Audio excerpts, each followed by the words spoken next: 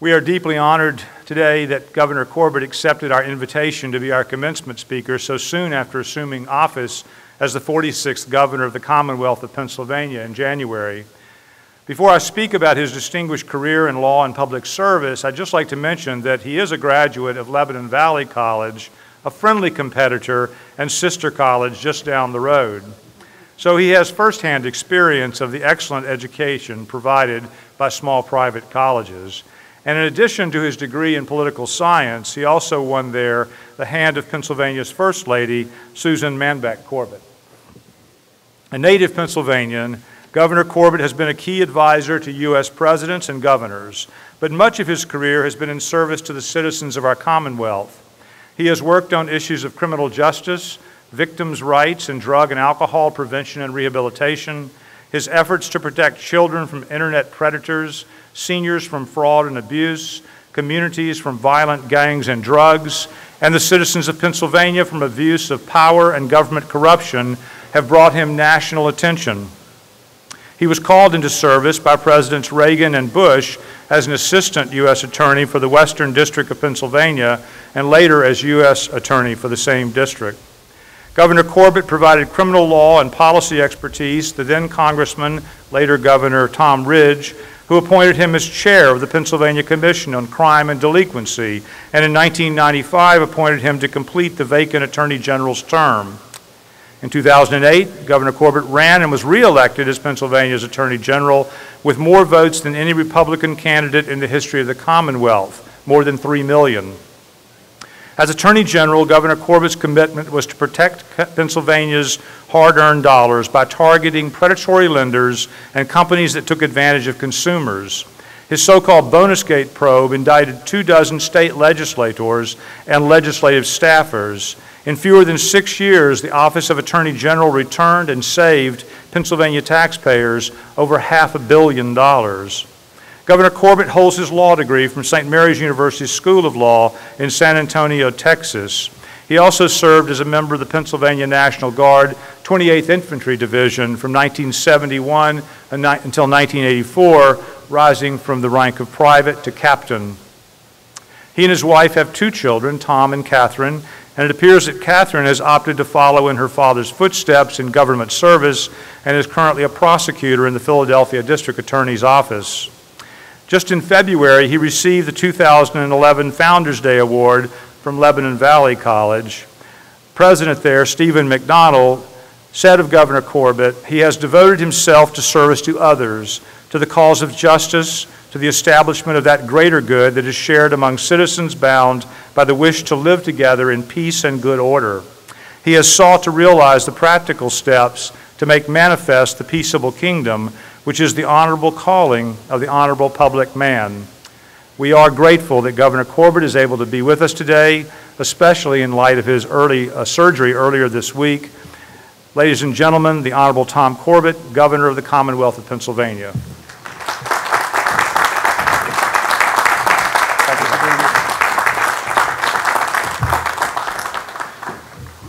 President McMillan, thank you for the very kind introduction and for the invitation. I thought it was very ecumenical that early into my term that Albright College would reach out and actually let a Dutchman get up here on the podium and talk to you all today. And you've been very ecumenical in the reception. Thank you very much. Bishop Bears, Dr. Mayer, we'll call you doctor now, to the trustees, the administrators, the faculty, and to all distinguished guests, and particularly to the families, but most of all to the graduates, thank you. Thank you for the opportunity to appear before you today and give you a small speech, a short speech. Now, I understand that the bishop was very brief in his baccalaureate speech. It won't be quite that short, but I will try. To the graduates, you're here today for 2 reasons. Number one, your own hard work, what you've been doing over the entire time, not only in high school, but now in college. And number 2, to the strong support of your mothers and your fathers, your brothers and sisters, aunts and uncles, and grandparents. So if you don't think it inappropriate for a governor to ask you to do something, I think it is appropriate to ask you to stand up, turn around, and give your supporters a round of applause. So would you please stand up?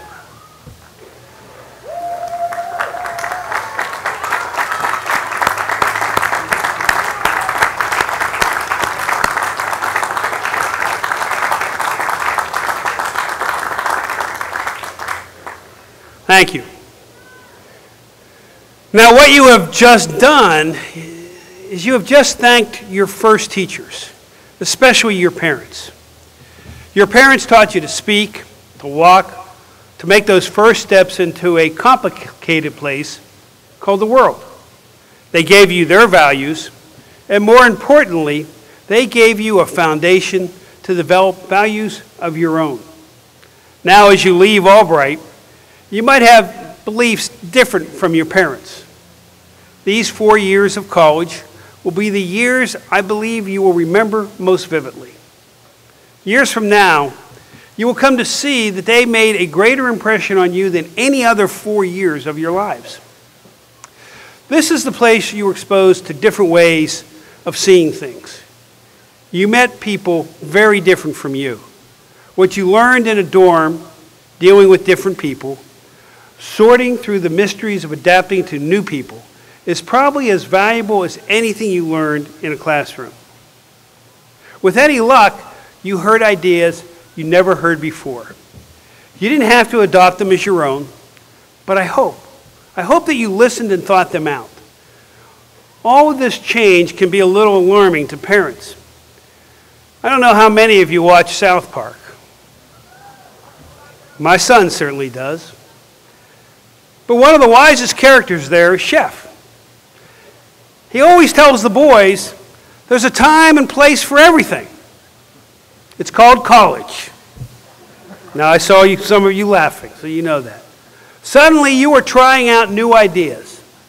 You are setting your own agenda. And the biggest difference your parents might have noticed was on your first visit home from school. When around 10 or 10:30, you headed for the door to leave. I'm pretty sure you heard this question a few times. Where are you going at this hour? And they probably said, and where do you think you're going to go, and what time are you going to get back? It captures something about becoming your own person and still keeping that connection with some of the old. It comes from the bridging of two worlds. We're always hearing about the world of academia, the famous ivory tower. People like to make fun of it. I'm sure your professors have a sense of humor enough to do the same. But that ivory tower is there for a reason. It's supposed to stand somewhere above the everyday reality. It's a place you can experiment without fear of ridicule. It's there to challenge old beliefs or reinforce them. Either way, it's there to make you think and decide. College is a forgiving place, a safe corner in which to try on ideas, to stake out positions we might abandon with time and maturity. It's a place where a mistake is more a chance to learn than a reason to regret. But it is separate from the everyday world you're headed to. You might have come in here a liberal or a conservative, and now you're leaving as something else. You might have come in here sure you were going to be a doctor, and now you want to be a teacher. You didn't simply change your mind. You opened your mind. That's what college does. But now you're leaving college. Most of you are eager to use what you learned here. I beg you, take that open mind with you. Because what you learned here will help you. But it must be combined with what you learned from this day on. Don't be afraid to learn from experience. Ed Koch, the former mayor of New York, once told a story of a judge who was mugged. The judge was a well-educated man and a great idealist. He called a press conference and said, I want everybody to know this mugging will not influence the way I administer the law. An older woman in the back of the room shouted, then mug them again. You're going to have to make decisions. And in some cases, very difficult decisions. You want to be right all the time, and that's good. But know that your best hope is being right much of the time. You also have to accept something else. Holding to your beliefs, following your conscience, keeping your word does not necessarily confer popularity. Every now and then I visit an elementary school. Talking with children is a pretty good idea, I think. They ask questions we don't think about, and they ask them very directly. Recently, a little girl wanted to know, what's the hardest part of your job? That got me thinking. I looked down and I told her, the hardest part is telling people no. I think the parents in this audience know about that. It's been part of their job too. And it gets harder with time. Today it seems as if the only acceptable answer is yes. And it has to be instant. If we want music today, we punch a key and the computer delivers it. If we're hungry, the person at the drive-thru not only says yes, but offers to supersize it. Too much of the world pretends it's Christmas every day. This does two things. It squanders our resources, and it devalues the real Christmas. As you leave Albright for the real world, you are going to encounter the occasional person who says no. And job applicants hear that a lot. Most successes come after repeated failures.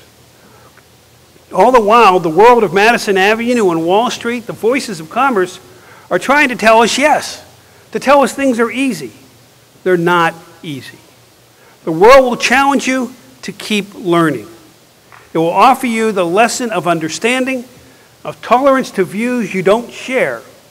That's the purpose of a liberal arts education. To give you the courage of your convictions and the courage to respect the convictions of others.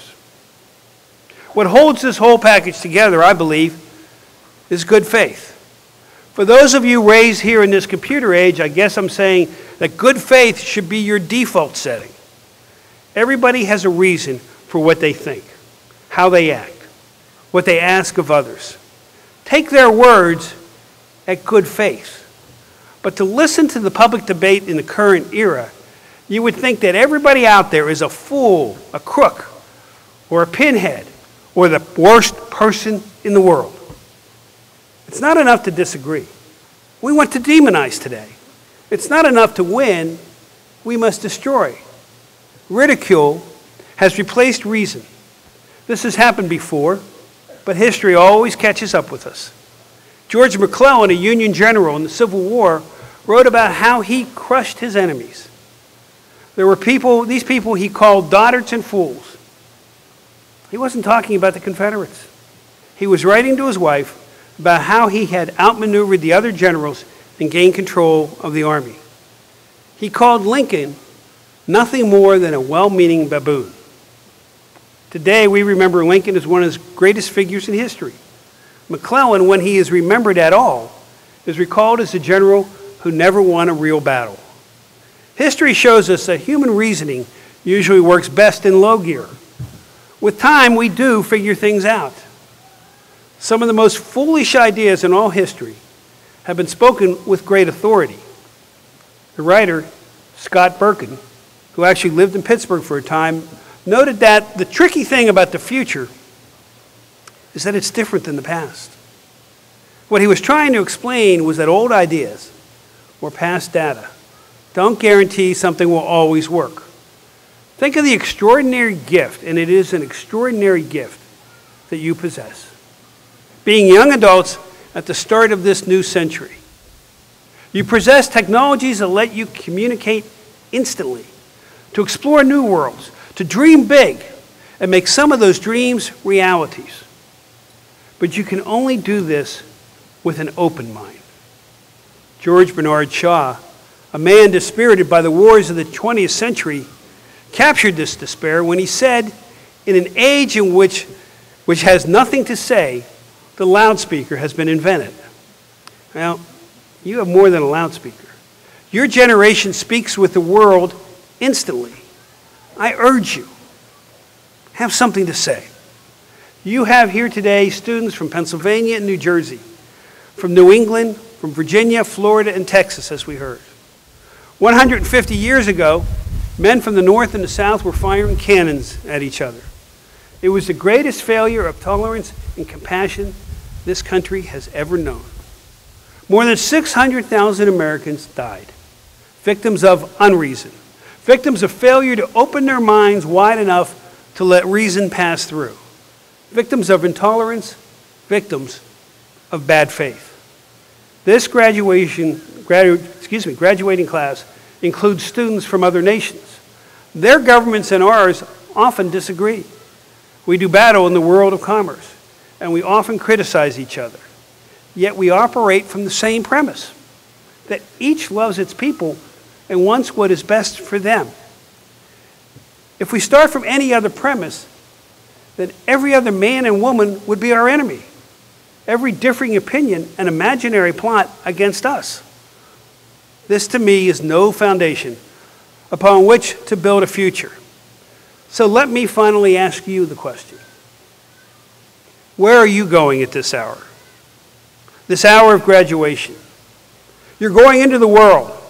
Some of you to graduate school, a few to law school, some to careers, and some to public service. Take with you the best of your education. Take that part of the liberal arts tradition established here at Albright that opens you to ideas. You don't have to agree with every one of them, but you can't disagree intelligently without first listening. Be the change that this world needs. A new era of civility and tolerance, of hard battles fought cleanly, with respect in the sense of good faith that makes either side worthy of victory. You know, you can see a long way from the top of an ivory tower, but now is the time to climb down and to walk at ground level, where the view is different, but walk a little harder. But the destination is still within sight and now within reach. I wish you the best on that walk. Good luck and God bless.